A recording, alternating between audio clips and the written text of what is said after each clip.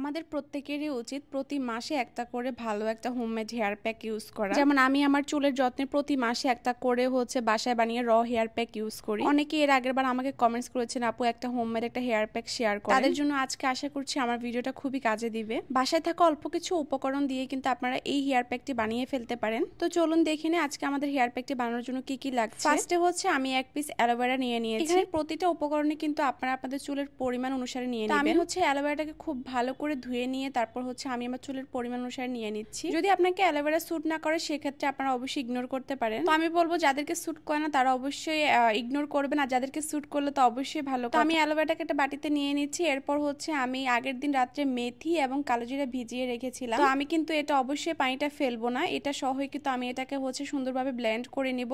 এবং আমি এটার সাথে আজকে ইউজ করব ডিম, টক দইটা আমি ইউজ করব না। মূলত আজকে আমি কালোজিরা, মেথি, ডিম এবং অ্যালোভেরা দিয়ে একটি প্যাক বানাচ্ছি এবং লাস্টে আমি তেলটা অ্যাড করব। আপনাদের যাদেরকে অ্যালোভেরা স্যুট করে না তারা চাইলে কিন্তু টক দই ইউজ করতে পারেন, কারণ টক দই আমাদের চুলের জন্য খুবই ভালো। এবং এই প্যাকটি ব্যবহারে আপনাদের চুল পড়া কমবে, নতুন চুল গজাবে, খুশকি দূর করবে। চাইলে আপনারা মাসে 2 বার এটা ইউজ করতে পারেন। এবং এই প্যাকটি আপনারা মাথায় 50 মিনিট রেখে তারপরে শ্যাম্পু করে ফেলবেন। অবশ্যই চুলের আগায় এবং গোড়ায় ভালো করে ব্যবহার করবেন। আর এখানে একটা কথা বলে দিচ্ছি যে হেয়ার প্যাকটা অবশ্যই একটু পাতলা রাখবেন, কারণ হেয়ার প্যাকটা যতটা পাতলা রাখবেন তত আপনার চুল থেকে ক্লিন করতে এটা ইজি হবে। আমি কিন্তু এটাতে পরে আরো অ্যালোভেরা জুস আরো ব্লেন্ড করে ইউজ করেছি, কারণ দেখলাম এটা একটুখানি ঘন হয়ে গিয়েছে।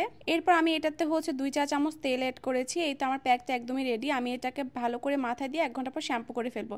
এরকম আরো হোমমেড টিপস পেতে অবশ্যই আপনারা চাইলে আমাদেরকে কমেন্টস করে জানাতে পারেন, এবং কারো কোনো প্রশ্ন জানার থাকলে অবশ্যই আমাকে কমেন্টস করবেন, আমি ইনশাআল্লাহ রিপ্লাই করে দিব। চাইলে আমাদের ফেসবুক পেজ সুমাইয়া টনিকে ফলো করতে পারেন, আমাদের ইউটিউব চ্যানেল সুমাইয়া হেয়ার টনিকেও ফলো করতে পারেন।